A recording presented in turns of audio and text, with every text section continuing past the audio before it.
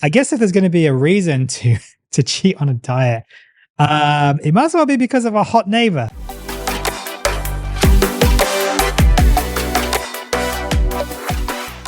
Hi guys, and welcome to another episode of the Metabolic podcast. Now, in today's episode, we're going to be doing another Reddit review because you guys seem to be enjoying these. So if you're listening on the podcast in the car, thank you very much for listening in. If you're watching on YouTube, hello, thank you very much for watching. So today we've got an interesting one here. We are covering cheated on carnivore because my hot neighbor invited me for pasta yesterday. And today she is offering me lentil soup. That's her grandma's recipe. I don't know what to do. So this came up on my Reddit feed and I thought this was quite a funny one. So I thought I'd actually cover this. Because I actually talked about some interesting things about like cheating on carnivore diet, cheating on diets in general. Yeah, we could talk a little bit about cheating on diets, whether it's a good thing, bad thing, etc. I also thought this one might actually be quite entertaining. So I guess if there's going to be a reason to cheat on a diet, it might as well be because of a hot neighbor. If there's anyone that's going to get you to actually change from your diet, maybe that's it. Maybe we, doctors, we should be employing hot people to talk to our patients about changing their diet. Okay, so they haven't really given any story though, which is a little bit annoying. So we're gonna have to go straight to the comments with this one. Yeah, I guess the thing here, I suppose. Yeah, is this lentil soup going to be? I guess the implication here is that lentil soup is even going to be even worse, and they're not sure if it's worth it. A bit more of a story would have been cool, but anyway, let's get straight to the comments then. Anyway, so number one, send this to Brazzers. They pay for plot ideas. Yeah, that probably could be a good plot. Brazzers is a porn site. Turns out Hot Neighbor is quite the carnivore in the end. I think that might be a joke. Raw milk tastes better fresh. Yeah, I'm pretty sure that's a semen joke. Bring tomahawk steaks and assert your dominance. Not sure about dominance, but tomahawk steaks would probably go down well. I'm neither young nor hot, but that would definitely work on me. LOL. I see you are a woman of culture. Very nice. Okay. So let's just go a little bit. Bring your meatballs and sausage on your next visit. And then someone actually being somewhat sensible. Let's go to the first sensible comment. Why is this complicated? This is the comment. Why is this complicated? Just tell her that you are on the carnivore diet. Clearly, she likes to cook. There's a pretty decent chance she'll take it as a challenge to prepare something for you that you can eat. Win-win. Well, I mean, number one is we actually don't know if this oh no, they said she, to be fair. Okay, fine. So she. So I think that was just an assumption there, but no, to be fair, they said she. Plot twist, she's vegan, and that's not from the OP, that's just someone else. So yeah, like I think that's a sensible point, actually, if she wants to cook for you and she's interested in you, why make it a big deal? Just basically say like, yeah, like I follow a particular diet and I don't actually want to eat that food. Thank you very much anyway. And do you want to go out for a steak? It's not that hard. Pretty simple. And then you don't have to cheat on your carnivore diet. Let's just carry on a little bit. Depends. He may not be just going for a shag, just sex. She's cooking for him. This might turn into something more. I mean, like pretty genuine. Okay. If these are considered to get to know you dates, clearly food is already a topic. It just makes sense that conversation could drift into his way of eating. I mean, that makes sense. Next person, you will not be able to win her and gain her respect by pleasing her while sacrificing what you believe in. It's human nature. Stick to your guns. And then actually, look, some actually pretty sensible comments here. So all jokes aside, be honest and tell her that you actually don't eat that diet. Bring over something you eat instead to share. If she's turned off by the diet, refuses to be open-minded, well, then you aren't compatible. Next person, put yourself first. The pyramid of hierarchy and mental well-being is being comfortable and having boundaries. How you say it is up to your charisma, of course. If you genuinely want to eat your neighbor's food, then do so conscientiously and fully accepting your decision as a positive thing you want versus hating yourself for being self-sabotaging to earn love and acceptance from another. You'll probably even find her more attractive and be happier if you told her about your diet and she excitedly want to learn more and offer to cook you a steak. Am I right? No, I think you're absolutely right. But hey, if she's that hot, who am I to judge? Logic goes out the window. Men and women have been doing worse in the history of being enchanted by each other. That's probably very, very sensible and very true. Look, I think there's actually some pretty sensible comments here, all jokes aside. Yeah, look, if you're basically following a particular type of diet, in this case, of course, a carnivore diet, and someone is encouraging you to break that diet, to be unhealthy, to cheat on that diet, it's probably not a good thing. It's probably not going to work out very well in the long run. Now, maybe this person is not looking for a long-term relationship. Who knows? Who knows? Look, I'm almost 40. I'm happily married. I've got 4 kids. I'm a little bit past that kind of stuff. But, look, we were all young once.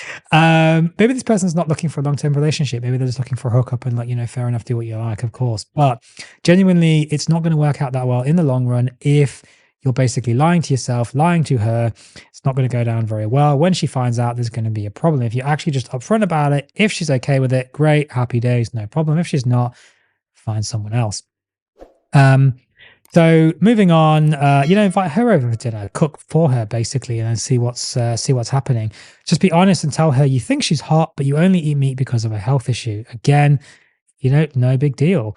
Someone's saying, but he already ate the pasta. Yeah, but just say, look, actually, I really just don't eat vegetables. I appreciate the offer. I didn't really like it though, and so on, whatever.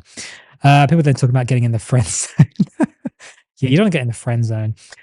Show her how disciplined you are and say no, because before you know it, you're going to be a fat fuck. Not be able to see your pecker and not have the company of your neighbor anymore. Hot girls come and go. Yeah, look, eating loads of pasta probably is going to turn you into a quote unquote fat fuck. And you might struggle to see your penis. That is actually quite true. Come out clean, be honest with her. Your health is worth a lot more and should be your priority. Besides, if she's not feeling it, you have other opportunities thanks to the amazing physique you get from this diet. Look, that is quite true. I'm still a work in progress, as you can see. But, I'm gaining quite a bit of muscle actually on this diet now, which is pretty amazing. So for the first time in my life. How empires are toppled. Yeah, look, people what's the Helen of Troy? People know that story, Helen of Troy. Sounds like she is pursuing you. Yeah, look, if it's basically going to work for you, then just let her, just tell her, be honest with her, etc. So I think someone said marry her. Maybe if she's forcing you to eat the food you don't want to eat, maybe not. But yeah, basically that's by Butthole Bandit. So yeah, maybe we won't listen to Butthole Bandit. I swear men will do anything for pussy. Okay, we're starting to just degenerate a little bit in the comments here, so I might just leave that now. I think the point is here, this is obviously a bit of a silly article, and I wanted to talk about it though, because I think it raised an interesting point about cheating on a carnivore diet, cheating on any diet, in fact. And I think this is a really interesting point here that, why do we cheat? And is it a good thing? Is it a bad thing? I'm talking about cheating on diet here, not cheating on your partner. Please don't cheat on your partner. But cheating on a diet, and is it cheating? Should we call it cheating? I think this is a really interesting point. Obviously, in this thread, they're talking about cheating on a carnivore diet because his neighbor's really hot, offering him free food and presumably wants to try and sleep with her or whatever it is. And look, that's fair enough. You got your own priorities. you do what you like. But cheating, I think, is an interesting conversation that I want to have. I see this quite a lot with my patients. They talk about cheating or having cheat meals, and some people do it and it works really well for them. Others, it causes them problems. And I think this is a really interesting point to talk about. So I do want to talk about this. Cheating has good and bad things about it. We're talking about diet again here, not cheating on partners. So cheating in food has positives and it has negatives. And it comes back a lot to this hormesis effect, this hormetic effect. Like things like fasting, like the carnivore, like keto diets, low carb diets, they have this hormetic effect. On balance, are they good or are they bad? Where does this kind of needle lie between these 2 points? Is it good? Is it bad? And where is it swinging? Now, things can start out very good, and long-term, ketogenic diets can start out really good, but then long-term, they might actually cause some issues with people. And I'm going to cover this in an upcoming episode on, my 12-month review carnivore series. It's going to be a series of episodes, so make sure you subscribe and follow for those. I think they're going to be really fascinating episodes. This hormetic effect can sometimes then start to switch then to more negative aspects. And cheating can definitely do that. Now, reasons why you might want to cheat on a carnivore diet. or cheat on any diet because you're struggling. Now, I would argue that if you're struggling on a diet, it's not a good diet, it's not working for you, you probably need to change to something else. Number one, if you're struggling, it's probably not ideal. Number two is psychologically, people often feel that they just need other food. Now, again, I would argue if you feel like you're having to cheat on a diet, again, back to point number one, you're kind of struggling with a diet, it's not working for you. This need to eat other food, which almost by definition, if you're cheating, quote unquote, is going to be quote unquote bad food. I would argue, like, why are you eating bad food? Why do you feel the need to eat bad food or food that's not in your diet plan? If it's not in your diet plan, is it just bad for you? And if it is bad for you, why are you eating it? If it's not bad for you, why are you not eating it? So why is it a cheat meal? On the other hand, cheating can be psychologically boosting for people.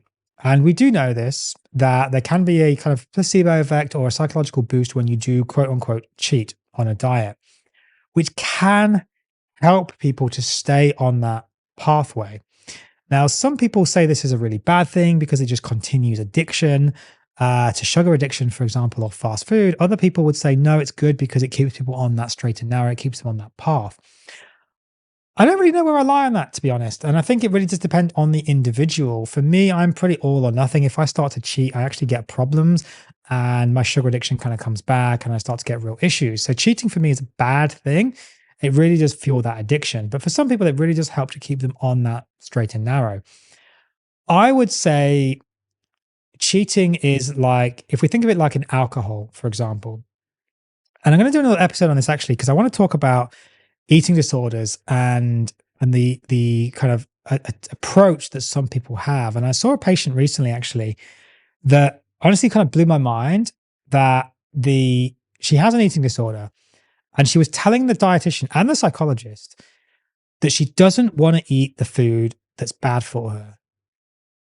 Now, she's not kind of saying, oh, I want to eat food that's actually good for me that I think is bad. No, she's genuinely bad food, like, takeaways and so on, like cookies and Oreos and cake and all the rest of it.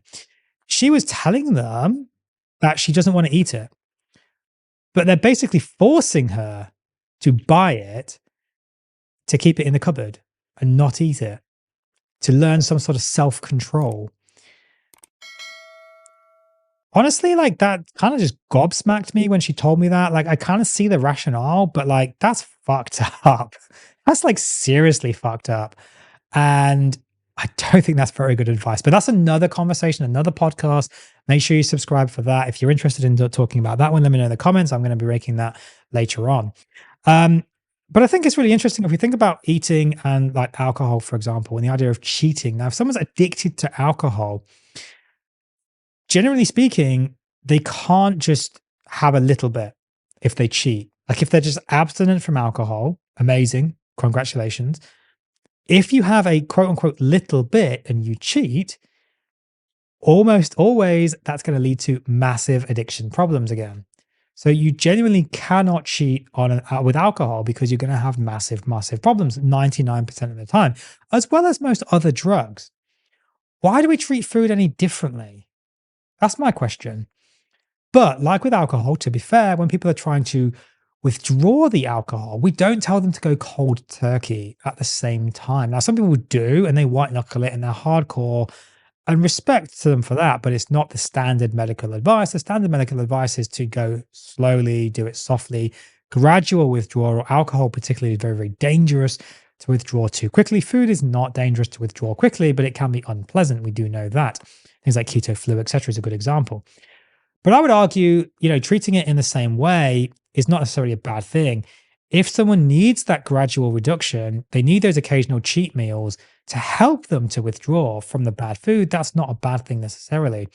But if they've already withdrawn from that bad food and then they're just wanting to kind of have a little bit here and there, there's a very strong chance that they're going to go back into that cycle of abuse, that real sugar addiction, whatever it is, food addiction problem again, it's likely to just restart.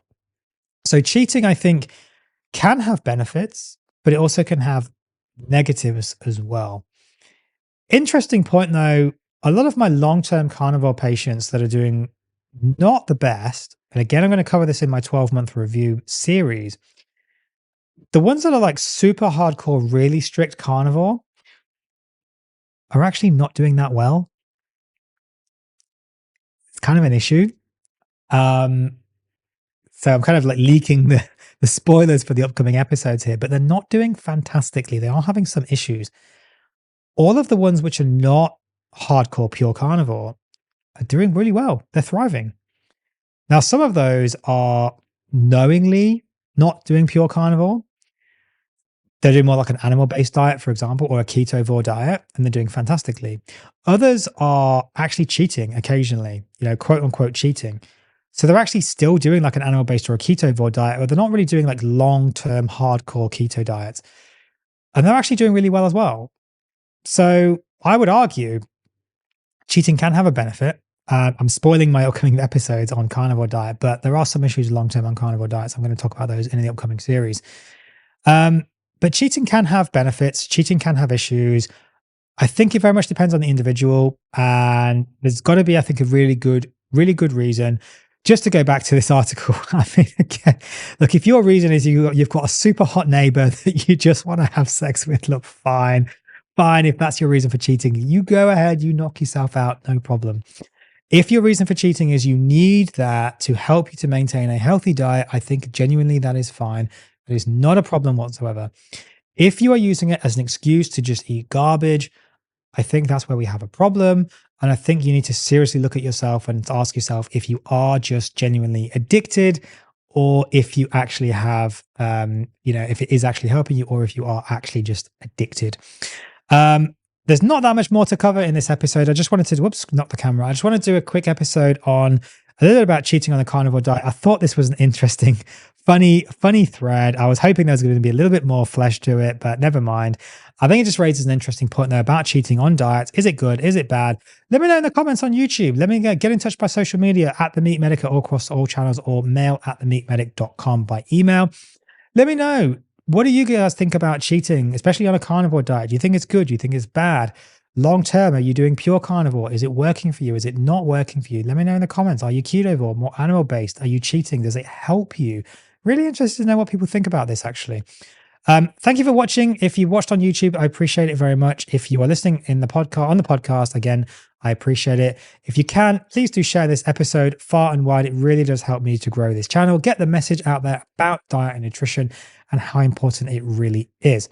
Have a great night, guys, and I will see you in the next episode.